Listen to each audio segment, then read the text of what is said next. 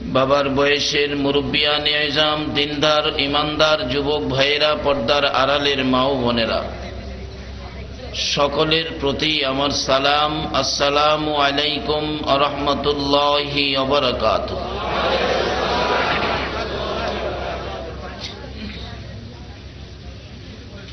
রমজান মাসে এমনিই তো মানুষের কষ্ট, সারাদিন রোজা রাখতে হয়, কিছু খাওয়া যায় না, না খাইয়া রোজা। তারপরেও গরমের যে অবস্থা, কষ্টের শেষ নাই। তারপর রমজানের শেষ ভাগ, এমনিই শরীর ক্লান্ত হয়ে যায়। এই রমজানের শেষে বরকতময় মাহফিলে আপনারা কষ্ট করে বসে আছেন, আলোচনা বহুত শুনেছেন, আর আলোচনা শুনতে হবে বলে আমি মনে করি না, কিন্তু প্রয়োজন হয়ে পড়েছে আপনাদের বসার অবস্থা দেখে। আপনারা যেভাবে ধৈর্য ধরে বসে আছেন আল্লাহ আল্লাহ রাসূল পাওয়ার জন্য, এই মাহে রমজান আল্লাহ আল্লাহ রাসূল পাওয়ার জন্য একটা যথেষ্ট উসিলা। সেই মাহে রমজানের রোজা রেখে এই কষ্টের পর আবার এইভাবে আল্লাহ আল্লাহ রাসূল পাওয়ার জন্য, কোরআন হাদিসের আলোচনা শোনার জন্য এইভাবে ধৈর্যের সহিত যারা বসে আছেন, যে আল্লাহ আপনাদেরকে এইভাবে কোরআনের পক্ষে, রাসূল পাকের পক্ষে আসার বসার তৌফিক দিয়েছেন, সে আল্লাহ শুকর আদায় করে সকলে বলুন আলহামদুলিল্লাহ। আমি তো এই এলাকায় বহুত মাহফিল করেছি, কিন্তু আওয়াজ তো এত দুর্বল হয় না। আপনারা কি রমজানের রোজা রাইখা দুর্বল হয়ে গেলেন? আসলে রোজাই কিন্তু খেনা তারা। বাস্তবে আসুন, যারা রোজা রাখে না, রাস্তাঘাটে ওপেন সিগারেট টাইনা খাইয়া হাঁটতে পারবে? এ সাহস আছে? এক ভদ্রলোক দেখি বাস স্ট্যান্ডের খতিব তো মাঝে মাঝে চোখে পড়ে, সিগারেট বুঝি খাবে রোজার দিন? সাহস নাই। একবারে বাস স্ট্যান্ডের শেষ মাথায় গেছে, যেখানে মানুষ যায় না, দেখলাম সিগারেট ধরাইয়া হাতের মুঠের ভিতরে নিয়ে মাথা নিচে দিয়ে টানতেছে, টাইনা সিগারেটের ধোঁয়া মুখ ভর্তি। ধোঁয়া ছাড়বে কই? ছাড়লেই তো মানুষে দেখবে। অবশেষে দেখলাম ভদ্রলোক ধোঁয়া মুখে নিয়ে খুব বিপদে, কি করবে এখন, কেউ নিয়ে আবার দেখে। অবশেষে দেখি তার পকেটের মধ্যে মারছে। সাহস নাই ওপেন ধোঁয়াটা ছাড়ার। তাইলে রোজা না রাইখা সে কি সবল না দুর্বল? আপনাদের চট্টগ্রামে প্রত্যেক বছরে 2-4-5টা মাহফিল রমজানে রাখি, আর কোথাও মাহফিলে যায় না। কারণ চট্টগ্রামে মাহফিলে আসলে মনের সাথে মিল পড়ে। চট্টগ্রামের মানুষ আশেকে রাসূল, আশেকে ওলি। যে নবীর ভালোবাসায় আমার আল্লাহ এত কিছু করেছেন, যে নবীর ভালোবাসায় আল্লাহ নিজে 24 ঘন্টা দুরূদ ও সালাম পাঠ করতেছেন, সেই নবীর ভালোবাসা চট্টগ্রামে যা পায় বাংলাদেশের কোথাও এত পায় না।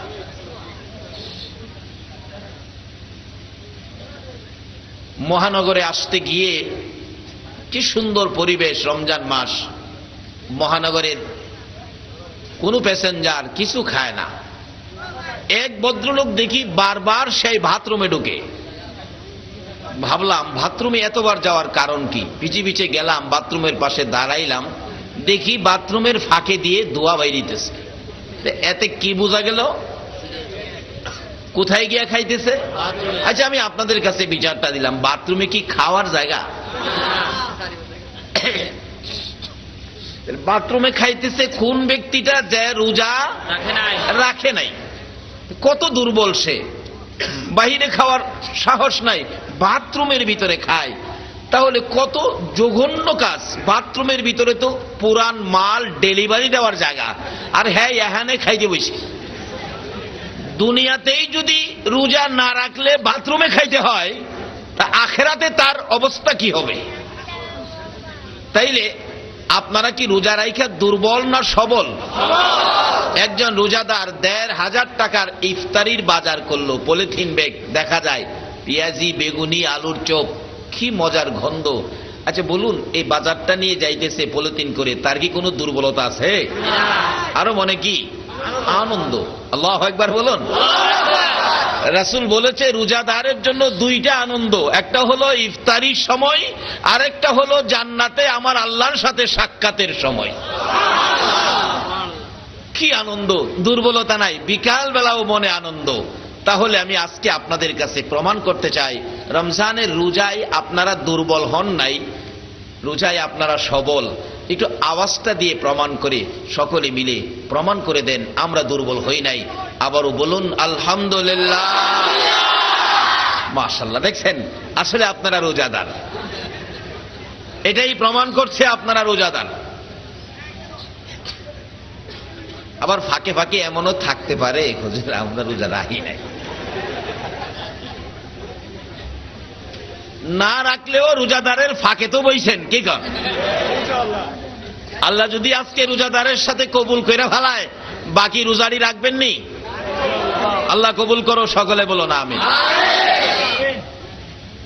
আচ্ছা আমি আপনাদের কাছে জানতে চাই, এই রাত্র প্রায় শেষের দিকে রোজা রাইখা দুর্বল হন নাই, আওয়াজ গর্জিয়াস করে দিয়েছেন, এত সুন্দর করে আপনারা কার শুকর আদায় করেছেন? সবাই বলুন কার? হায় হায়, এই ডাক শুনলে আল্লাহ যে কত খুশি। বান্দা যখন আল্লাহ বলে ডাক দেয় কত যে খুশি হয়। যেমন আমার আগের বক্তা বলে নাই, রমজান সম্পর্কে হাদিস, আস-সাওমুলি ওয়া আনা আজিজিবি। আল্লাহ বলছেন হাদিসে কুরসিতে, রোজা আমার জন্য, এটার পুরস্কার আমি দেব। সকল পুরস্কারের বাজেট করা আছে, কিন্তু রমজানের পুরস্কারের বাজেট করে নাই। ফেরেশতারা রমজান মাসের চাঁদ উঠলে বিশেষ অনুষ্ঠান দেখে আমাদের নেকি লেখার জন্য ব্যস্ত হয়। আল্লাহ বলেন ফেরেশতারা তোমাদের এত ব্যস্ততা কিসের? আল্লাহ এই রমজান মাসের নেকিগুলো আমরা লিখব। আল্লাহ বলেন তোমরা 11 মাস কি লেখছো আমি দেখছি, এই মাস তোমরা ফেরেশতারা অবসর থাকো। আল্লাহ এই মাসের নেকি লিখবে কে? আল্লাহ বলেন এই মাসে বান্দারা আমাকে খুশি করার জন্য রমজানে রোজা রেখে ইবাদত করবে, এই মাসের লেখার দায়িত্ব আমি তোমাদেরকে দেব না, এই মাসের লেখার দায়িত্ব আমি আল্লাহর কুদরতি হাতে নিলাম। কি লিখবে? আল্লাহু আকবার। রমজানের রোজা রাখার অর্থ হলো আল্লাহকে খুশি করা, আর আল্লাহ আপনাদেরকে খুশি করবে। আমরা রোজা দিয়ে খুশি করব, আল্লাহ দেখি আমরা কি দিয়ে খুশি করে। যতক্ষণ পর্যন্ত আল্লাহ আমাদেরকে খুশি না করবে ততক্ষণ পর্যন্ত আমরা যাব না ইনশাআল্লাহ। যাই হোক, বলতেছিলাম আপনারা শুকর আদায় করেছেন কার? আল্লাহ। কোন আল্লাহ চিনছেননি? যার জমিনের মধ্যে থাকেন। এই জমিনটা কার? আল্লাহ। আমার পূর্ববর্তী বক্তা বলেছেন জমিনের মালিক আমরাও। আসলে ঠিক, আমরাও মালিক, কিন্তু আমরা হলো অস্থায়ী মালিক। আমরা কি? অস্থায়ী মালিক। আর সৃষ্টিগতভাবে মালিক হলেন আল্লাহ। সৃষ্টিগতভাবে সবকিছুর মালিক হলেন আল্লাহ। কিন্তু আল্লাহ কিন্তু কিছু করে না, ফসল করে না, ইন্ডাস্ট্রিজ করে না, দোকানপাট করে ভাড়া দেয় না। তাহলে যদি জিজ্ঞেস করি আল্লাহ মালিক আপনি কিছু করেন না, তাহলে কেন সৃষ্টি করলেন? আল্লাহ পাক জবাব দিবে এগুলি সৃষ্টির কারণ হলো নবী মুহাম্মদুর রাসূল।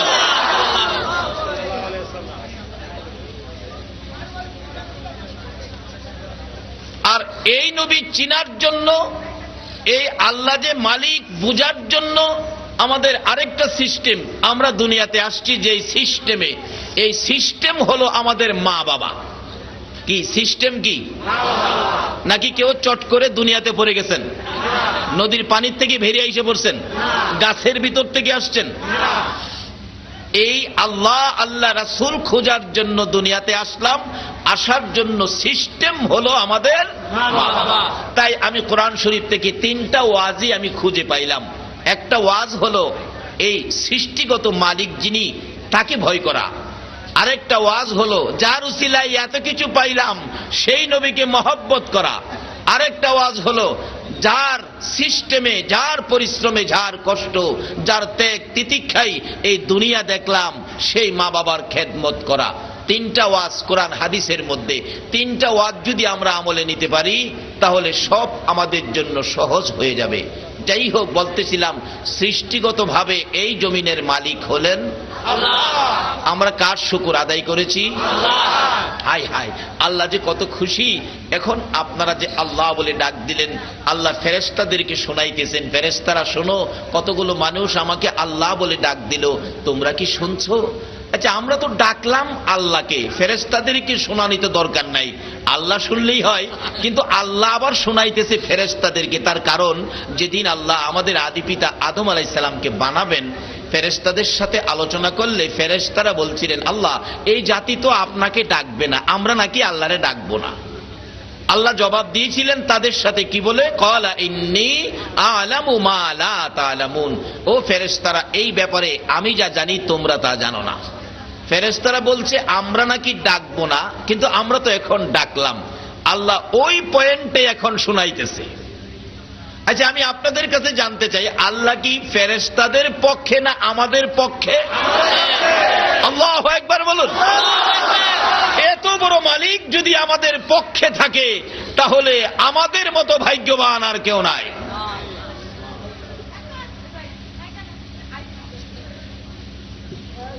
আমরা এত আদরের সৃষ্টি, যে আল্লাহ আমাদেরকে সৃষ্টি করে সমস্ত কিছু সৃষ্টি করেছেন আগে, সকলের পরের সৃষ্টি আমরা, কিন্তু ঘোষণা দিলেন কুনতুম খায়রা উম্মাতিন উখরিজাত লিন-নাস। সকল মানুষের মধ্যে আমরা হব শ্রেষ্ঠ, সকল নবীর উম্মতের মধ্যে আমরা হব শ্রেষ্ঠ। তারপরও কোরআন শরীফে আরো ঘোষণা দিলেন সৃষ্টির মধ্যে সবচেয়ে শ্রেষ্ঠ মাখলুক হলো আশরাফুল মাখলুকাত, যারা হলো আমরা। বেহেশত আল্লাহর সৃষ্টি, কিন্তু শ্রেষ্ঠ নয়, শ্রেষ্ঠ হলো আমরা। খানায়ে কাবা আল্লাহর সৃষ্টি, কিন্তু শ্রেষ্ঠ নয়, শ্রেষ্ঠ হলো আমরা। কিন্তু কি করে শ্রেষ্ঠত্ব আমরা অর্জন করব, সেই জন্য আজকের মাহফিল। বাবারে বসুন, এই সময় সব সময় আসে না। রোজার ঈদের বোনাস সারা বছর আসে না। বোনাস কি বছরে মাসে মাসে আসে? কোন সময় আসে? এক বছরে এক ঘটনা হলো, আমার যেদিন বিয়ে হয়েছে, বিয়ের পর শ্বশুর নাকি লাগে আমার মুরব্বী, তখন তো চিনি না, আমারে ঘরে ঘরে নিয়ে গেলেন, সালাম করেন। ইনি দাদি শাশুড়ি, সালাম করলাম, দিল 500 টাকা নোট, রাখলাম পকেটে। উনি আপনার খালা শাশুড়ি, সালাম করলাম, দিল 200 টাকা। এইভাবে জেরে কয় হেরেই সালাম করি, আর 200, 500, 700 করে টাকা দেয়। হিসাব করে দেখলাম সালাম শেষে 7,000 টাকা। যেদিন বিয়ে এই দিন। 3 দিন পর আবার শ্বশুর বাড়িতে গেলাম, নানা শ্বশুর তালাশ করি, নানা এবারও সালাম করব। নানা কই নাতি রে, এবার সালাম করতে পারো, টাকা পাবি না। টাকার সালাম সব সময় হয় না, ফাঁকে ফাঁকে হয়, একবারই হয়।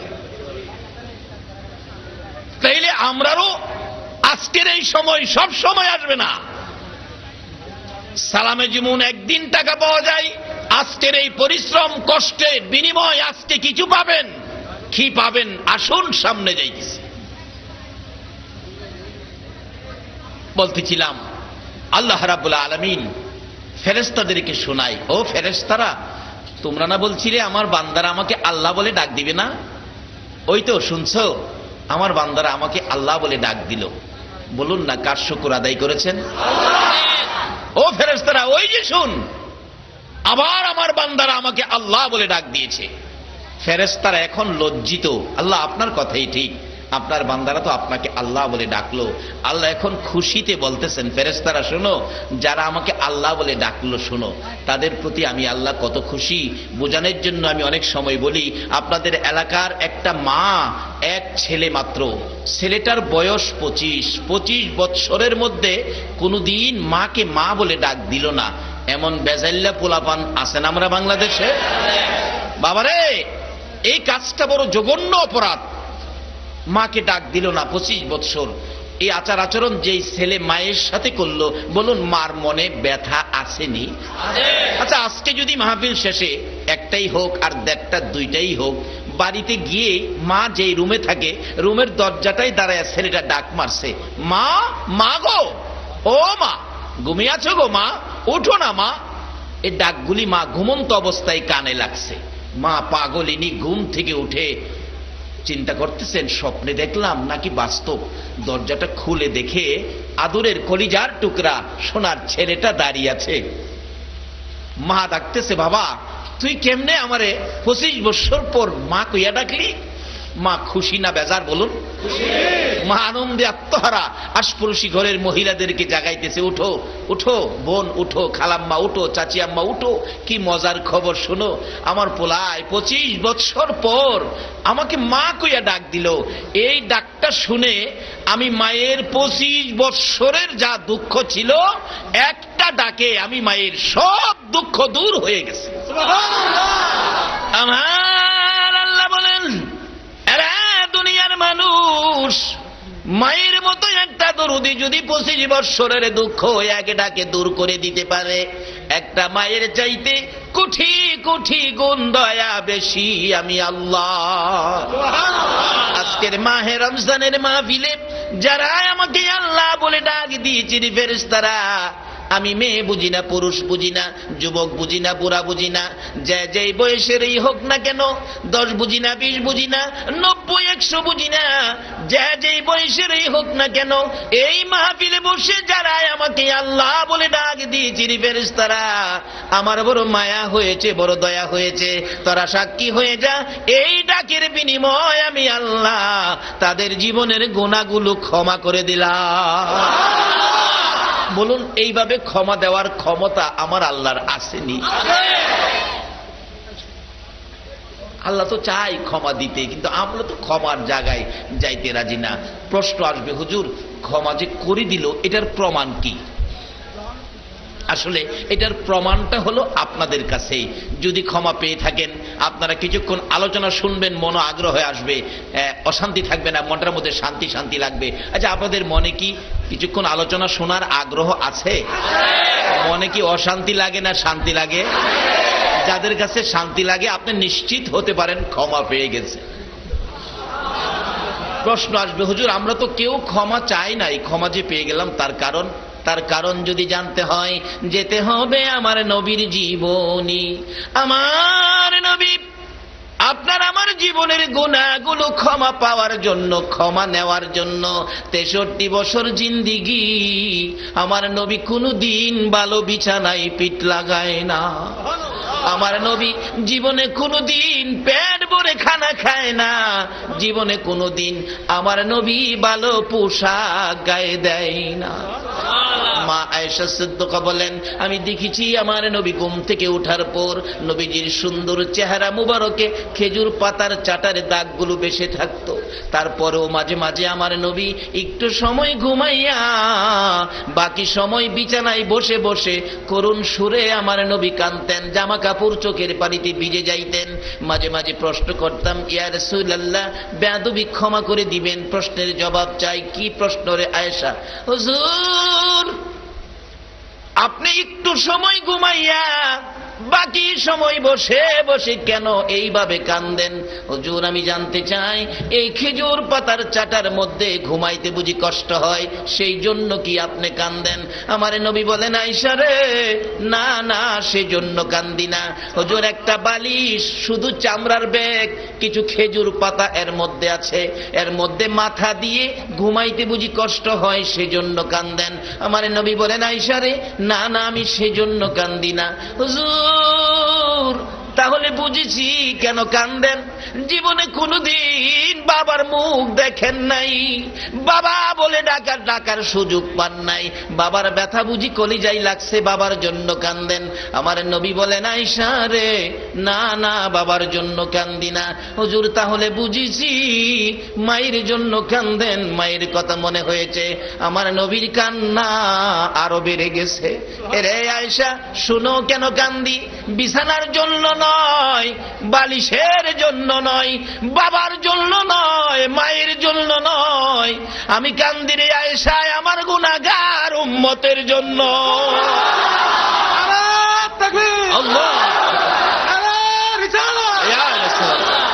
আরে উম্মতের কান্ডার নবী রহমতের ভান্ডার, বলুন উম্মতের কান্ডার নবী। নবী বিনে রোজ হাসরে কে করিবে পার, নবী বিনে রোজ হাসরে কে করিবে পার। উম্মতের কান্ডার নবী রহমতের ভান্ডার, উম্মতের কান্ডার নবী। মোদের নবী দয়ার সাগর, গুনাহগার উম্মতের পাগল। মোদের নবী দয়ার সাগর, গুনাহগার উম্মতের পাগল।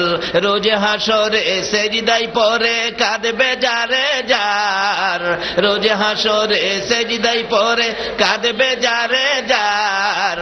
উম্মতের কান্ডার নবী রহমতের ভান্ডার, উম্মতের কান্ডার নবী। যাইয়া দেখো মদিনাতে কান্দে নবী রওজা পাকে, যাইয়া দেখো মদিনাতে কান্দে নবী রওজা পাকে। মাফ করিয়ে দাও গো খোদা উম্মত গুনাহগার, মাফ করিয়ে দাও গো খোদা উম্মত গুনাহগার। উম্মতের কান্ডার নবী রহমতের ভান্ডার, উম্মতের কান্ডার নবী। কেন মাপ পাবেন না? নবীজি এইভাবে আপনার আমার ব্যথায় কাঁদতেন। এখনো 24 ঘন্টা মদিনায় শুয়ে শুয়ে আপনার আমার ব্যথায় নবী কাঁদতেন। অন্য নবী রাসূলের উম্মতের জন্য তো এত সহজে মাপের পথ নাই, শুধুমাত্র আপনাদের জন্য।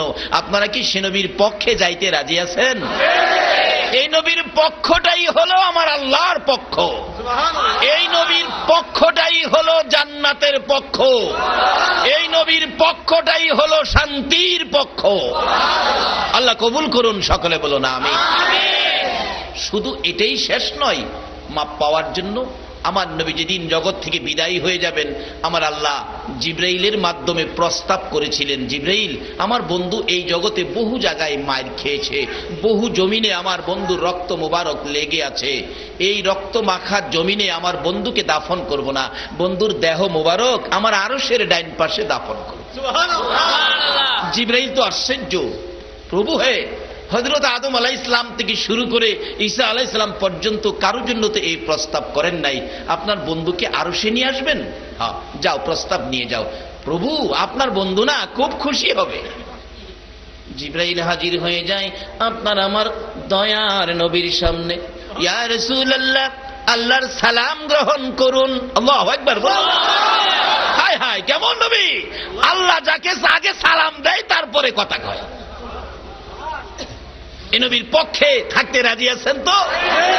কিভাবে থাকবেন? এখন কিন্তু পক্ষ অনেক হয়ে গেছে, কত দিকের লোক যে আসবে আপনাদের কাছে, আসলে সঠিক পথটা ধরতে হবে।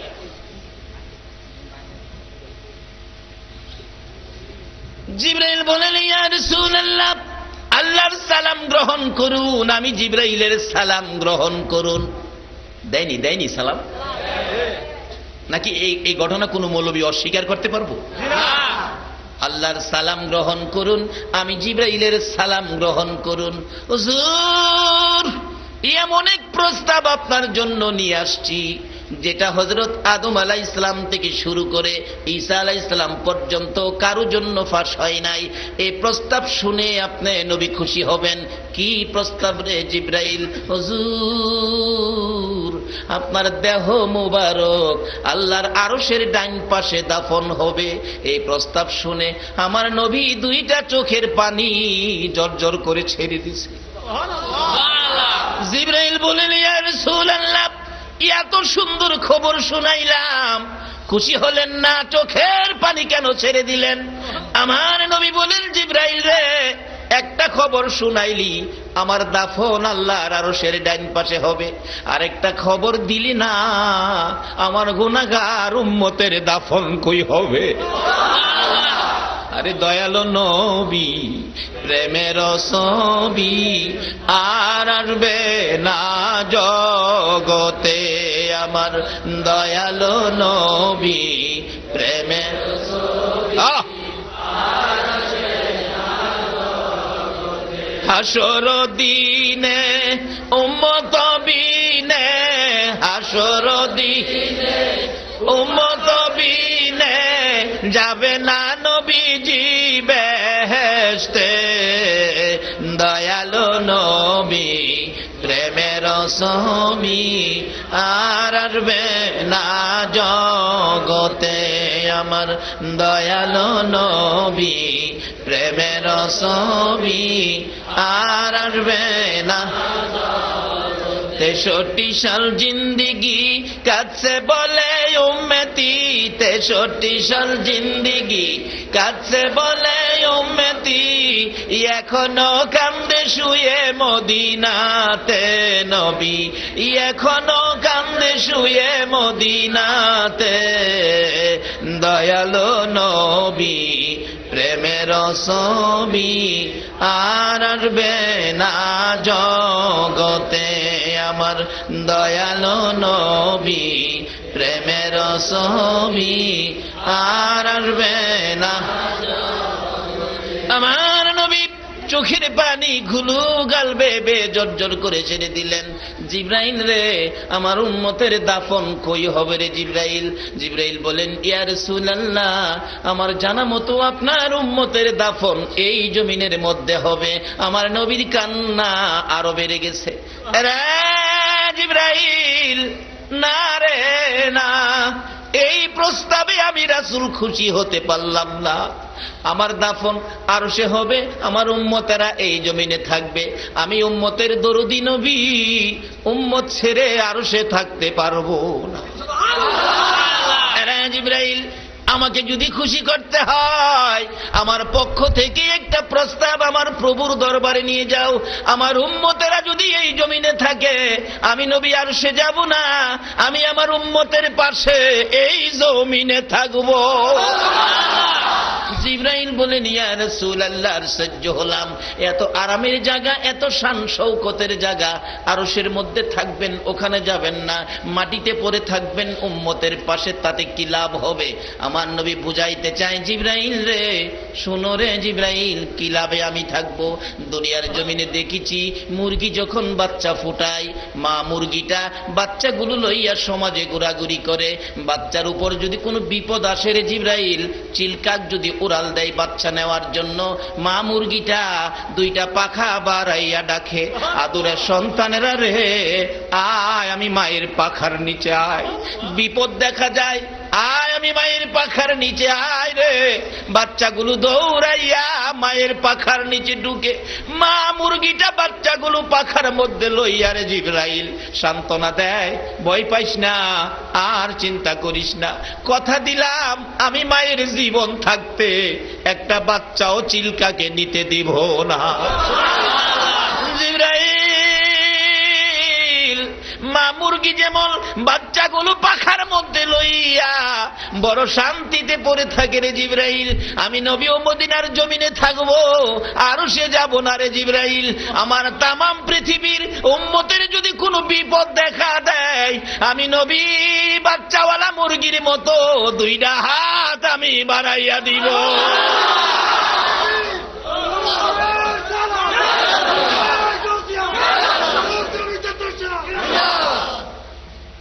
জিবরাইল রে, বাচ্চাওয়ালা মুরগির মতো তামাম পৃথিবীর উম্মত গুলো হাতের মধ্যে লইয়া আমারও মন চাই সুখে শান্তিতে পড়ে থাকবো। আমার আল্লাহ বলেন, বন্ধু গো, উম্মত ছেড়ে আরো সে আসবা না। উম্মতের জন্য যখন তোমার এত ব্যথা, এত মায়া, যাও, আমি আল্লাহ কথা দিলাম, তোমার উম্মত যারা হবে তাদের মাপ চাইতে হবে না। একটু সুযোগ যদি আমি আল্লাহ পাই, তোমার উম্মতের এমনিতেই আমি মাফ করে দিব। তাই সেই মাপের জন্য সুযোগ হলো আজকের মাহফিল। যে ভাইয়েরা মাহফিলের আয়োজন করেছেন, আপনারা কারা? কে আপনাদের মা? কে আপনাদের বাবা? কোন মা আপনাকে পেটে রেখেছে? যারা আজকের মাহফিল আয়োজন করেছেন মাহে রমজানে, নিশ্চয়ই আপনারা যেদিন মায়ের পেটে ছিলেন, মা বুঝি রমজানের রোজা রেখেছিল। ওই তাসিরের সন্তানগুলো আজকের মাহফিলের আয়োজন করেছে। যাদের আয়োজনে আমরা এত মানুষ এত সহজে ক্ষমা পাইলাম, তাদের জন্য দোয়া করা আমাদের দরকার আছে কিনা? আজকের এই কমিটির ভাইদেরকে আল্লাহ তুমি নেক হায়াত দাও, নবীর স্বপ্নের দিদার দেখাইয়া তাদের কলিজা ঠান্ডা করে দাও। সকালে বলো না আমিন। বাবারা ভাইয়েরা, আমরা সকলেই কবরের প্যাসেঞ্জার হব কিনা? তার আগে নবীর কথা মানি। বলুন কার কথা? তাই নবীজি বলছে রমজানের রোজা আর নামাজের জন্য। রোজা হবে বিপদ মুক্তির জন্য, জান্নাতে যাওয়ার জন্য ঢাল স্বরূপ, আর নামাজ হবে জান্নাতের, বলুন। আচ্ছা, দুনিয়ার এমন কোন নেতা নেত্রী আছে জান্নাতের চাবি দিতে পারবো? চাবি দিতে পারবো? হেরারে যে আটকাইছে, হেরার তালাই খুলতে পারে না, খুব কষ্ট লাগতেছে খুলতে। দুনিয়ার তালা খুলবার চাবি দেওয়ার ক্ষমতা নাই, জান্নাতের চাবি হেরা দিতে পারবো? জান্নাতের চাবি দেওয়ার ক্ষমতা আছে আমাদের নবী। এই নবীর কথা মানা দরকার আছে কিনা? আসুন, জান্নাতের চাবি হইল নামাজ। আর এই চাবি লইয়া জান্নাত পর্যন্ত যাইতে গিয়া যত বিপদ আপদ আছে, সব বিপদে বাঁচার জন্য রমজানের রোজা হবে ডাল। দুইটা চিঠি, নবীর চিঠি দুইটা লন আমরা লইয়া যাই। যদি লইয়া হাসরের ময়দানে যাইতে পারেন, আল্লাহ পাক হাসরের দিন বিচারের কোর্ট বসাবেন একদিকে, আরেক দিকে নির্দেশ দিবেন, ফেরেশতারা আমার আরশের নিচে ডেকোরেশন করে, আমার মেহমান আসতেছে, আমার মেহমান আসতেছে, তোমরা ডেকোরেশন করে এখানে খাবারের ব্যবস্থা করো। আমার দুনিয়ার কিছু মেহমান আছে, তারা দুনিয়াতে না খাইয়া রোজা রাখছে, আমারে ভয় করছে, আমি তাদের আজকে আমি মেহমানদারি করব। কি মেহমানদারি করব? কি রোজা রাখলে না না রাখলে? খায়া রাখলে না না খায়া রাখলে? বেটা খায়া কি তাজা হইছে, আবার সাহস নাই, ভয় আছে। কিন্তু দেখছি হোটেলের ভিতরে খাইতে যাইব, হোটেল মালিকরা পর্দা লাগাই রাখছে তো, কিন্তু পর্দার সামনে দা দুইটা গুর্তি দেয়, পরিচিত কেউ আছে কিনা দেখা যায় কেউ নাই, মাথার নিচে দিয়ে চায় না, টেবিলে বইয়া চায় না, নিচে বইয়া খায়, মেসিয়ার দে খাইতেছে। খাওয়ার শেষে কয় টিস্যু আছে, টিস্যু টিস্যু, তোয়ালি আছে, আছে। আবার শার্টের মুখের এমন সুগান সুগায়, মনে হয় যে আজ গাছে রোজা রাখছে, সেহেরিও খাইছে না।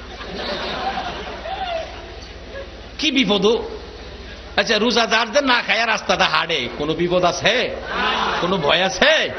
আল্লাহ কয়, বান্দা রোজা না রাখা হেরা খাইছিন, আর তোরা রোজা রাখা না খাইয়া হাঁটছস, হাসরের ময়দানে আগে তোরা খাওয়ামু, পরে বিচার আছে। আর সবে কদর পাইছেন রোজাদার, কবরে যাবেন যেদিন কেউ আপনার সঙ্গী না, যে কথাটা থেকে কথা বললো, বলুন কবরে যাওয়ার সঙ্গী কেউ হবে? আরে বাবার পাশে দাঁড়াইয়া বিষ নিব, সাপের বিষ, এটাই তো রাজি না, আবার কবরে যাইতো। যেদিন কেউ কবরে যাওয়ার সঙ্গী হইতে রাজি হবে না, সেদিন রাসূল বলছে এই সবে কদর আপনার সাথী হইয়া কবরে যাবে। যখন মুনকির নকির আসবে আপনাকে প্রশ্ন করার জন্য, জব সলভ করার জন্য, আযাবের ফেরেশতা আসবে আপনাকে আযাব দেওয়ার জন্য, রিপোর্ট নিয়ে যাবেন, ফেরেশতারা বলবেন তোমার কবরে আযাব হবে, 70 বছর হায়াত, এর মধ্যে 60 বছর বেজাল ইবাদত করো নাই, 60 বছরের অপরাধের জন্য তোমাকে শাস্তি করা হবে। সঙ্গে সঙ্গে সবে কদর আপনার সাথী তো দাঁড়ায় যাবে, এই দাঁড়াও, কাকে শাস্তি দিবা? তার আমল নামায় 60 বছর বেজাল। তখন সবে কদর বলবে 60 বছরের বেজালের নিয়ে তোমরা শাস্তি দিতে আইছো, আমার কাছে 83 বছর 4 মাস 10 দিনের নেকি আছে। এই যে দেখো লাইলাতুল কদরি খায়রুম মিন আলফি শাহর। যে কদর তার নসিব হয়েছে, এক কদরের মধ্যে 1000 মাসের চাইতে বেশি নাকি দেওয়া হয়েছে। আল্লাহ বাজেট দিয়েছে 1000 মাসের চাইতে বেশি নাকি লিয়া কবর শুইছে, আর তুমি এই তো 60 বছরের নিয়ে ফিরা দিতা। যাও এখান থেকে, সরো। সুবহানাল্লাহ। ওই ফেরেশতা যাইব আর কইব, বাচ্চা গেলি কদর হয়া। কি কইব? বাচ্চা গেলি। এই যে এই কদর কি আপনারা নিতে রাজি আছেন? আচ্ছা বলুন, যারা বোনাস নিবেন, বোনাস কি আমারে দিব? কাকে দিব? যারা শ্রমিক, যারা কর্মচারী, বোনাস তাদেরকে দিব। কর্মচারী ব্যতীত আমি তুফাজ্জল হুজুরেও বোনাস দিত না। কর্মচারী ব্যতীত যদি বোনাস না পায়, রোজা ছাড়া শবে কদর বোনাস পাওয়া সম্ভব না। রোজা যারা রাখেন নাই, শবে কদর আপনি পাবেন না। নিশ্চিত থাকেন, আপনার জন্য শবে কদর নয়। সরকারি কর্মচারী ব্যতীত যেমন সরকারি বোনাস পায় না, রোজা ব্যতীত শবে কদরের বোনাস দেওয়া হয় না। বলে হুজুর রোজা রাখি নাই, তাহলে এখনো সময় আছে। আপনি কালকার থেকে ওয়াদা করেন বাকি রোজাটি ভাঙবেন না, শবে কদরের আশায়। আল্লাহর কসম, শবে কদর আপনাকে দেওয়া হবে।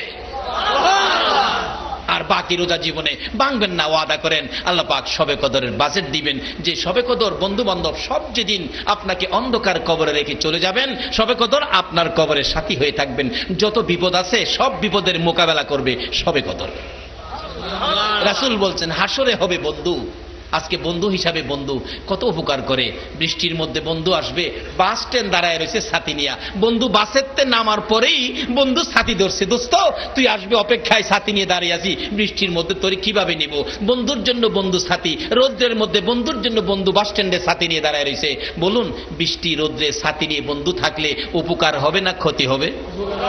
দুনিয়ার বন্ধু যেভাবে বন্ধুর জন্য ছাতি নিয়ে বৃষ্টির মধ্যে দাঁড়িয়ে থাকে, রৌদ্রে দাঁড়িয়ে থাকে, আল্লাহর কসম সবে কদর যাদের নসিব হয়েছে, হাসরের ময়দানে আদাত উপরে যেদিন সূর্য মাথার চার ফেটে যাবে, মগজ গলে নাকে কানে মুখে দিয়ে বাহির হবে, মাটি তামা হয়ে আগুন জ্বলতে থাকবে, ওই দিন শবে কদর আপনার জন্য রহমতের ছাতি নিয়ে দাঁড়ায়া থাকবে।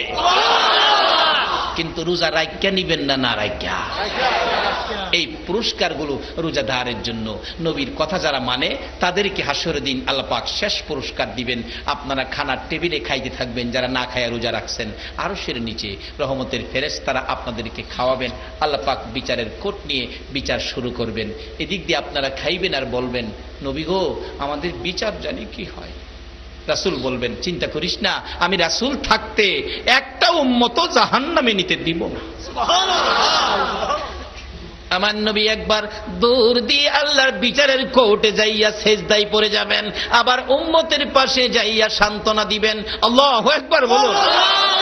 আমার নবী উম্মতের মায়ায় হাসরের ময়দানে পাগল পাগল হইয়া দৌড়াবেন। বিচারের কাজ শেষ, লম্বা ঘটনা।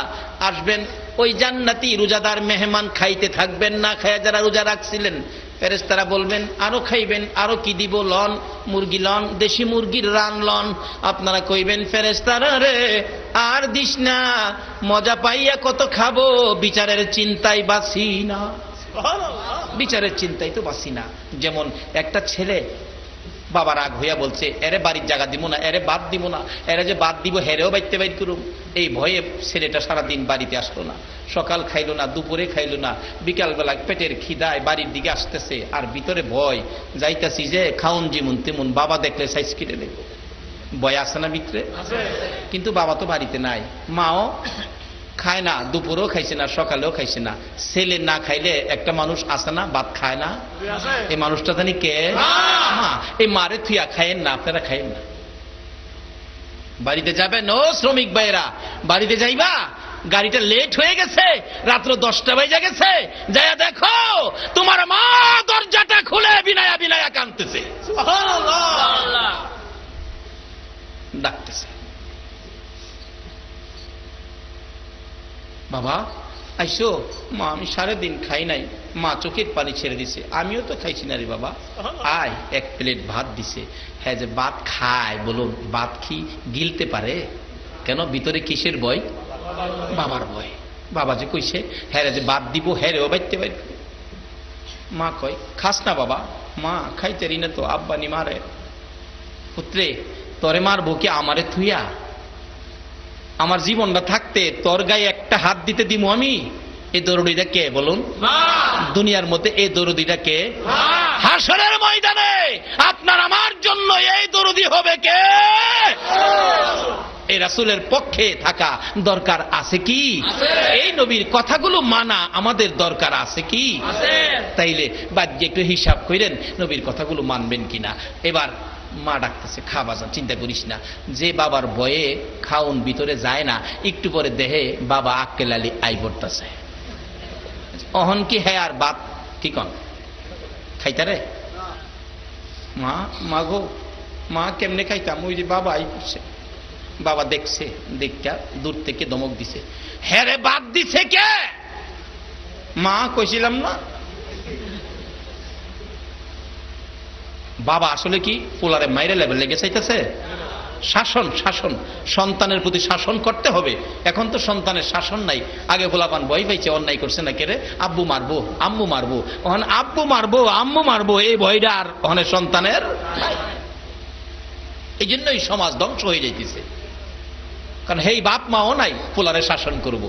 হ্যাঁ রে বাদ দিস, দেখো সারাদিন খাইছে না আমার পোলা, কিছু কইতা চাইলে আমারে কও, আমার পোলারে কিছু কইতাম। মা কাঁদতেছে, আবার বুঝাইতেছে, আরে মারতাম না তো, ধমক এনে দিতেছে। বাজান খাও না, খাইতাম না। বাপে দেখতেন দরজার দাঁড়াইয়া বিচার করে, আজকা বাচ্চা গেছস খালি খাউনের মধ্যে দেখিয়া, খাউনো না হইলে আজকা বুঝ দে কি করি। একটা অপরাধী সন্তান রে বাবা মাফ করে দিল কি এর মধ্যে দেখিয়া? খাওয়ানোর মধ্যে মাফ। আমার আল্লাহ বলবেন, ও মেহমানেরা তোমরা খাও, আমি আসতেছি। আল্লাহ পাক বিচার করতে আসবেন নবীর উম্মতের সামনে আরশের নিচে। আপনারা নবীর দিকে তাকাইয়া ডাকবেন, হুজুর এই তো বিচারপতি এসে গেছে, না জানি কি বিচার করে। আমার নবী বলবেন, চিন্তা করিস না, আমার জীবন থাকতে তোরা একজনকেও জাহান্নামে নিতে দিব না। সঙ্গে সঙ্গে আমার আল্লাহর কুদরতি পায়ে সেজদায় পড়ে যাবে নবী, মাবুদ গো আমার উম্মতেরা না খাইয়া রোজা রেখে লম্বা নামাজ তারাবি পর্যন্ত পড়ছে, এই কষ্ট আমি নবী সব জানি, সব আমি শুনেছি। মাবুদ আমার উম্মতেরা খানার টেবিলে খাইতেছিল, তোমার বিচারের ভয়ে তারা খাইতে পারতেছে না। আল্লাহ গো তাদেরকে কি বিচার করবা? তোমার কুদরতি পায়ে সেজদায় পড়ে গেলাম, তাদেরকে কঠিন বিচার করো না। আমি নবী তোমার কুদরতি পায়ে সেজদায় পড়ে ডাকি, আমার উম্মতের যদি আযাব দিতে মনে চায়, মাউত আমার তাইবের জমিনের রক্ত মাখা জামাগুলো কই? আমার তাইবের জমিনের রক্ত মাখা জামাগুলোর বিনিময় আমার এই উম্মত গুলিরে মাফ করে দাও। আমার আল্লাহ বলবেন, বন্ধু গো বহু কান্দা তুমি কেঁদেছ, আর কাঁদতে হবে না, আসো আমি বিচার করতে শুরু করে দেই। দাঁড়িয়ে থাকবেন আমার নবী এতিমের মতো, উম্মতের দিকে চাইবেন একবার, আমার প্রভুর মায়ার দিকে চাইবেন একবার। আমার আল্লাহ বলবেন, বন্ধু গো এইভাবে আর মায়ার নজরে তাকাইও না, আমি আল্লাহ তোমার উম্মতের খাবারের টেবিলে 50,000 বৎসরের বিচারের কাজ শেষ করে দিলাম। খাওয়ার মধ্যে কোনো বিচার করা যায় না, খাবারের টেবিলে তোমার উম্মতের বিচার খাওনের মধ্যে আদায় করে দিলাম। বন্ধু গো এইভাবে আর চোখের পানি ছেড়ে ছেড়ে কেঁদো না, যা অনুমতি দিলাম। ওই তো 8টা জান্নাতের দরজা খোলা দেখা যায়, যে দরজা দিয়ে ইচ্ছে হয় তুমি নবী তোমার উম্মত লইয়া জান্নাতে ঢুকো। সেই চিঠিগুলি নবী দিয়ে গেলেন, আসিয়ামু জুন্নাহ আস-সালাতু মিফতাহুল জান্নাহ। বাবারা ভাইয়েরা, ওয়াজ বেশি দরকার নাই, যা হয়েছে এটি নিয়ে কাজে লাগাইতে পারেন। এই চিন্তা করার অনুরোধ আপনাদের সকলের প্রতি রাখলাম। মা বোনেরা তোমরাও গো মা, তোমরা একটু সোজা পথে আসো, তোমরা একটু ভালো রাস্তায় আসো, কারণ তোমরা হলো পৃথিবীর সম্পদ। তোমরা যদি না হতে পৃথিবী এত বাড়া বাড়তো না।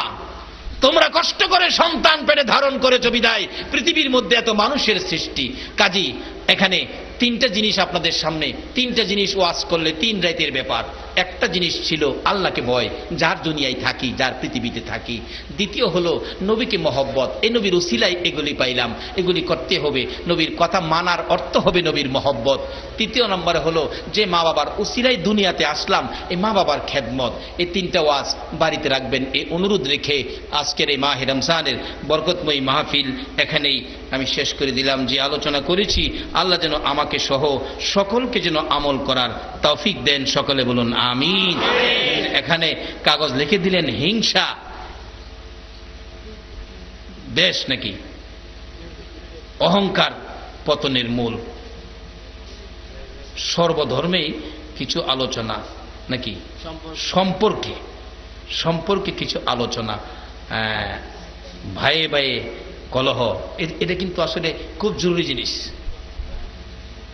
হিংসা, রাসূল বলছে যার ভিতরে সরিষা পরিমাণ হিংসা আছে, অহংকার আছে, সে কখনো আল্লাহর জান্নাতে যাইতে পারবে না। বলে হুজুর আমি তো আমল করেছি। রাসূল বলছে আগুন যেমন লাকড়িকে পুড়ে ছাই করে দেয়, হিংসা অহংকার মানুষের আমলকে পুড়ে ছাই করে দেয়। হিংসা কি?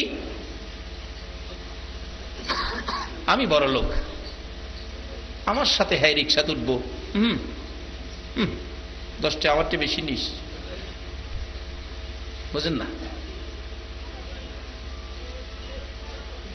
নামাজের কাতারে গরিবের সাথে বড় লোক দাঁড়ায় না, হিংসা।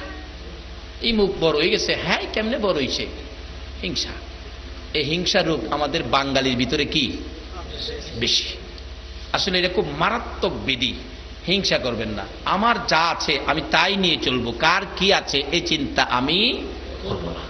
আল্লাহ আমারে যা দিছে আলহামদুলিল্লাহ, আল্লাহর শুকুর, আমার রিজিকে যা ছিল এটাই আমি পাইছি, আমার বাজেটে যা ছিল এটা নিয়ে আমি চলবো।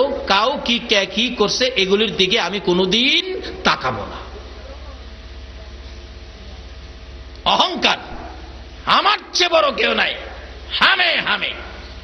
বাবারে অহংকারে 9 লক্ষ বছর ইবাদত করেছে ইবলিস, বিন্দু মাত্র অহংকারে জাহান্নামের লাকড়ি হয়ে গেছে। আজকে আমরা যদি অপরাধ করি তওবা করলে মাফ করে দিবে।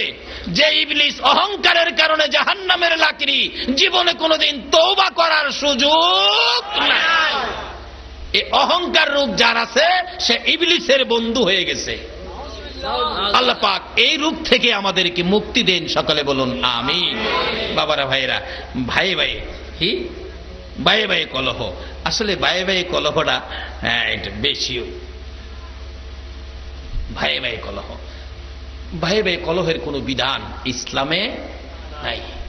বায়ে বায়ে কলহের কোনো বিধান ইসলামে নাই। মার পেটের বায়ে কলহের তো কোনো প্রশ্নই আসে না। মুসলমান বায়ে বায়েও কলহ করার কোনো বিধান ইসলামে নাই। রাসূল বলেছে কুল্লু মুসলিমুনা ইখওয়াতুন, সকল মুসলমান তোমরা ভাই ভাই। কিরকম ভাই? একজন কালিমাওয়ালা মুসলমান আরেকজনের কিরকম ভাই? যেমন পায়ের মধ্যে ব্যথা পাইলে চোখে দিয়ে পানি আসে, আসে না?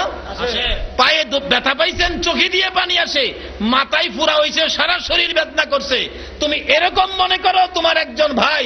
যেমন পায়ের ব্যথায় চোখে পানি আসে, মুসলমান এক ভাইয়ের ব্যথায় তুমি ঠিক এইভাবে ব্যতীত হও। হিংসা না, অহংকার না, ক্ষতির চিন্তা না। এই আমলগুলি আমাদের করার তৌফিক আল্লাহ দান করুক, সকলে বলুন আমিন। সবাই ডাক দেন আল্লাহুম্মা আমিন, আল্লাহুম্মা আমিন। রব্বানা যালামনা আনফুসানা ওয়া ইল্লাম তাগফির লানা ওয়া তারহামনা লানাকুনান্না মিনাল খাসিরিন। রব্বিরহামহুমা কামা রব্বায়ানি সগীর। আমিন। ও 2 নং মাইলের মাথার মা বোনেরা, ঘুম থেকে উঠো গো মা, কানটা পাইতা শুনো, মাহফিলের আখিরি মোনাজাত হইয়া যাইতেছে। মাগো 1 বছরের জন্য এই মাহফিল বিদায় নিতেছে। মাবুদ, রমজানের শেষ দিকে চলে আসছি, নবী উম্মতের জন্য যেই কোনো বেজুর রাত্রে সবে কদরের বাজেট করেছো গো আল্লাহ। আমরা আজকে 23 রমজানের বেজুর রাত্রে আমরা হাত বাড়াইলাম গো আল্লাহ। মাবুদ, যারা না খাইয়া সারাদিন কষ্ট করে রোজা রাখছে, লম্বা নামাজ তারাবি পড়ছে, সারাটা রাত্র কষ্ট করে মাহফিলের সময় দিয়েছে, এই রোজাদার গুলো হাত বাড়াইছে, এ হাত দেখলে তোমার মায়া লাগেনি গো আল্লাহ। প্রচন্ড রৌদ্রে যখন চাপ মারে, কিছু কিছু যুবক ছেলে না মসজিদে জোহরের নামাজ পড়ে বিছানায় শুয়ে যায়, জিজ্ঞেস করলে জবাব দেয়, হুজুর পানির পিপাসায় কলিজা শুকাইয়া গেছে। পানির পিপাসায় কলিজা শুকাইয়া যায়, একটা রোজাও বাংলো না গো আল্লাহ। এই রোজাদার যে হাত বাড়াইলো, তোমার কি মায়া লাগে না? আল্লাহ গো, এই রোজাদারের হাতগুলি কবুল করে মা বোনদেরকে সহ এই মাহফিলের উসিলায় আমাদের সবাইকে তুমি মাফ করে দাও। রোজাদাররে মাফ না করলে আমরা আর কার কাছে যাব গো আল্লাহ? তুমি না বলেছো রমজানের 3 ভাগের মধ্যে মধ্যভাগ আমাদেরকে ক্ষমা দিবা। মধ্যভাগে যদি আমরা ক্ষমা না পায়া থাকি, আজকে বেজুর রাত্রে আমরা তুমি মাফ করে দাও গো আল্লাহ। মাবুদ, তুমি তো বলছো আমরা মাফ করে দিবা। তুমি যদি মাফ না করো আল্লাহ গো, তুমি যে কইছো, আমরা যদি প্রশ্ন করি জবাব তো দিতে পারবা না। দুনিয়ায় দেখি বাবার কাছে যদি বাবা সন্তান টাকা চাই, বাবা কয় কালকে দিব, কালকে ওইটা সন্তান ডাকে, আব্বু তুমি না বলছো আজকে টাকা দিবা, টাকা নাই, না কইও না, তুমি না বলছো আজকে দিবা, আব্বু মিথ্যা কথা কইও না, তুমি না নামাজ পড়ো, তুমি কইছো দিবা, আজকে দাও, নামাজ পড়ো, তুমি কথা ঠিক রাখো বাবা। সন্তান যদি বাবার কাছে এই বলে দাবি করতে পারে, প্রভু গো তুমি না তোমার বন্ধুর মুখ দিয়ে প্রচার করেছো রমজানে আমরা মাফ করে দিবা, আমরা যে মাফের জন্য হাত বাড়াইলাম, তুমি কেমনে খালি ফিরাইবা গো আল্লাহ? ফিরাইও না, ঘুরাইও না, কার জীবনে কত গুনাহ হিসাব জিগাইও না, তুমি দয়া করে আমরা মাফ করে দাও গো আল্লাহ। আল্লাহ গো, মাফ যে চাইলাম তুমি মাফ করছো নি গো আল্লাহ। ডাক দেন না আল্লাহ, আল্লাহ জীবনের গুনাহ মাফ করছো। মনে মনে জিগান না, জীবনের গুনাহ মাফ করছো। কত গুনাহ করছি বাবা দেখে নাই, কত গুনাহ করছি মা দেখে নাই, কত গুনাহ করছি পুলিশ দেখে নাই, কত গুনাহ করছি ওসি সাহেব দেখে নাই। যদি দেখতো থানায় নিয়ে লটকাইয়া চাবুক দিয়া আঘাত করত।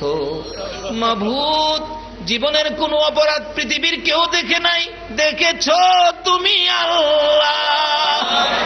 সেই জন্য মাপের আশায় আল্লাহ আল্লাহ বলে ডাকলাম, তোমার কি মায়া লাগলো না? আল্লাহ ফিরাইও না, ঘুরাইও না, কার জীবনে কত গুনাহ হিসাব জিগাইও না। এই মাহে রমজানের বেজুর রাত্রে আমাদেরকে তুমি জীবনের গুনাহগুলো মাফ করে দাও।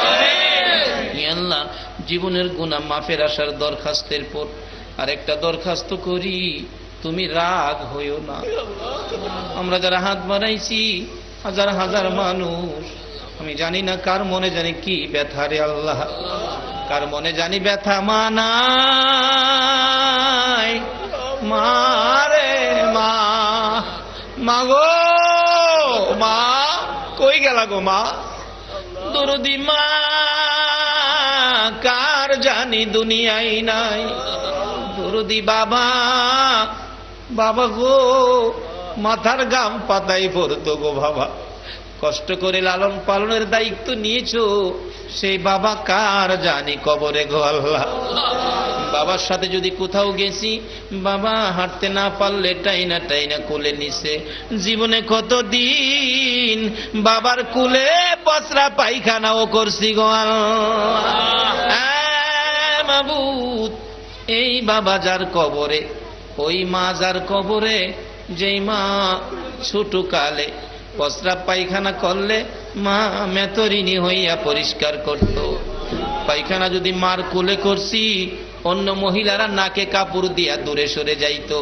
মা দরদি পায়খানা পরিষ্কার করছে, কোনদিন নাকে কাপড় দেয় নাই রে আল্লাহ। এ মা বাবা যার কবরে গো, এই মা বাবার কথা কেমনে বুইলা গেছে। সন্তান যদি কোথাও গেছে, রাত্রে যদি 12টা 1টা 2টাও বাজছে, সারা দেশের ঘরের দরজা যেদিন বন্ধ হইতো, মা সন্তানের জন্য দরজাটা খুইলা দাঁড়ায়া থাকতো। সন্তানের যদি কোনো অসুখ বিসুখ অশান্তিতে পড়ে যাইতো, মা সন্তানের পাশে বসে গভীর রাত্রে ডাকতো, মাবুদ গো, ও আমার আল্লাহ, আমার ছেলেরে জীবন ভিক্ষা দাও গো আল্লাহ। মা বাবা সন্তানের বিপদে তোমার কাছে জীবন ভিক্ষা চাইতো গো, এই মা বাবা যার কবরে তোমার জান্নাত ভিক্ষা চাই গো আল্লাহ, তোমার জান্নাত ভিক্ষা চাই গো আল্লাহ। ওই সকল মা বাবার কবরগুলো জান্নাতের বাগান বানিয়ে দাও। এ রমজানের ঈদের কত সোনার ছেলেরা মায়ের কবরে যায়া কাঁদবে, কত ছেলেরা বাবার কবরে যায়া কাঁদবে। ঈদের দিন সকালে দেখি একটা ছেলে জামা কাপড় পরে মায়ের কবরে কান্দে। জিজ্ঞেস করি, বাবা এখানে কেন কান্দো? জবাব দেয়, হুজুর আমার বয়সের ছেলেরা ঈদগায় যাওয়ার আগে পায়জামা পাঞ্জাবি পরে মায়ের পায়ে বাবার পায়ে সালাম করছে গো, আমি পায়জামা পাঞ্জাবি পরে কার পায়ে সালাম করব? আমার মাও নাই, বাবাও নাই। মায়ের বাবিরা কে জানি গো মাহফিলে হাত বাড়াইছে। বাস স্ট্যান্ড নাইমা দেখি একটা ছেলে বাসের থেকে নাইমা রিকশায় উঠে আর কান্দে। জিজ্ঞেস করি, বাবা ঈদের ছুটিতে আইছো, বাড়িতে যাইবা, কান্দো কেন? ছেলেটা জবাব দেয়, হুজুর ঈদের ছুটিতে গাড়ি ভাড়া বাইরা গেছে হুজুর, 50 টাকা বাস ভাড়ার মধ্যে 100 টাকা বাস ভাড়া দিয়ে বাড়িতে আইলাম, রিকশায় উঠে রওনা হলাম হুজুর, কান্দি। বাড়িতে ঈদ করব, কারে লইয়া ঈদ করব গো হুজুর? আমার মাও নাই, বাবাও নাই। এ মায়ের অভাবী, বাবার অভাবী যারা হাত বাড়াইছে গো আল্লাহ, ই আল্লাহ তোমার নবী বলেছে রমজানের শেষ 10 দিন কবরবাসীদেরকে মুক্তি দিবা গো আল্লাহ। তোমার কথা মতো, তোমার বন্ধুর কথা মতো মুক্তির আশায় হাত বাড়াইলাম, তাদেরকে মাফ করে কবরগুলো জান্নাতের বাগান বানাইয়া দাও। আল্লাহ মা বাবা যার দুনিয়াতে আছে হায়াত বাড়িয়ে দাও। মা বাবা কেমন জিনিস বুঝার তৌফিক ছেলে মেয়েদেরকে দান করে দাও। আল্লাহ খাস করে দাদা দাদি, নানা নানি, শ্বশুর শাশুড়ি, আলী আওলাদ, বংশধর্মই মুরব্বী, পাড়া প্রতিবেশী, খানদানবাসী, মহব্বতী, এলাকার জমিনের নিচে যত মুমিন মুমিনাত ভূমি আছে সকলের কবর জান্নাতের বাগান বানিয়ে দাও। আল্লাহ গো খাস করে যাদের নাম লিস্টি করে দিয়েছে, যাদের পরিশ্রমে মাহফিল হয়েছে, তাদেরকে তুমি কবুল করো গো আল্লাহ। তাদের বংশধর্মই মুরব্বী যারা কবরে, তাদেরকে মাফ করে দাও গো আল্লাহ।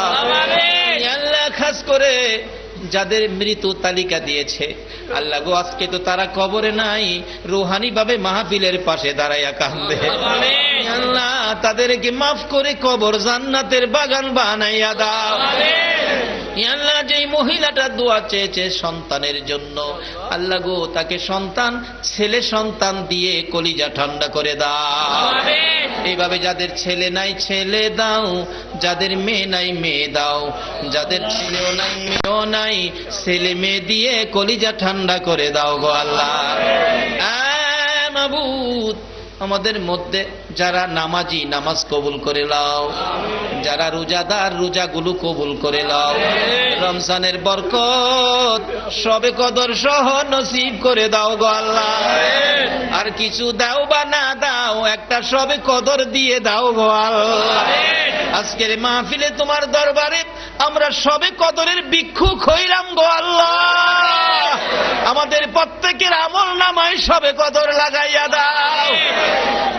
ইয়া আল্লাহ, আমাদের মধ্যে যারা নামাজ পড়ে না নামাজের বুঝ দাও, যারা রোজা রাখে না রোজা রাখার তৌফিক দিয়ে দাও।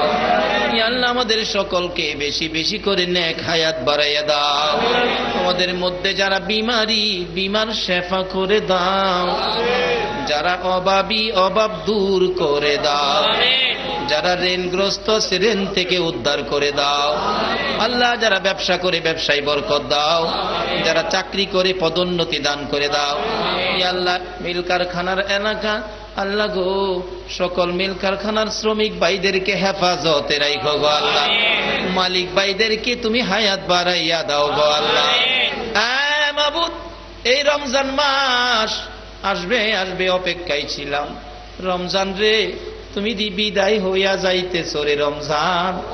তোমার কাছে অনুরোধ করি, হাসরের ময়দানে আমাদের পক্ষে সুপারিশ কইরো গো রমজান। আমরা যে আখিরি নবীর উম্মত, এই সাক্ষী তুমি দিও রে রমজান।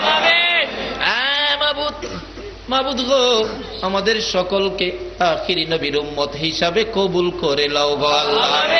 ইয়া আল্লাহ, মাহফিল শেষে যারা যেখানে যাবে সহিহ সালামতে পৌঁছাইয়া দিও গো আল্লাহ। এই মাহফিল টুকুন তোমার কুদরতি হাতে দিলাম, কিয়ামত পর্যন্ত কায়েম রাখো গো আল্লাহ। এই মাহফিলে যারা আসছে আসবে, সাহায্য সহযোগিতা করেছে করবে, সকলকে তুমি কাল কিয়ামতে নবীর গুদারায় উঠাইয়া ফুলসিরাতের ফুল পার করে দিও গো আল্লাহ। সকলকে তুমি ঘুমের ঘরে তোমার বন্ধুর স্বপ্ন যুগে জিয়ারত নসিব করে দিও গো আল্লাহ। তোমার বন্ধুর স্বপ্নের দিদার দেখাইয়া দিও গো আল্লাহ। মা বোনদেরকে রাবিয়া বস্তির মতো বানাইয়া দাও। আমাদের সবাইকে তুমি আবু বকর সিদ্দিকের মতো নবীর আশেক বানাইয়া দাও গো আল্লাহ। যতগুলো দরখাস্ত করলাম মাহফিলের উসিলাই, দুরুদ ও সালামের উসিলাই, মাহে রমজানের উসিলাই, সবে কদরের বেজুর রাত্রের উসিলাই, সবগুলো তুমি কবুল আর মঞ্জুর করো গো আল্লাহ। ওয়া সাল্লাল্লাহু তাআলা আলা খায়রি খালকিহি মুহাম্মাদিন ওয়া আলা আলিহি ওয়া আসহাবিহি আজমাইন বিহাক্কি লা ইলাহা ইল্লাল্লাহু মুহাম্মাদুর রাসূল।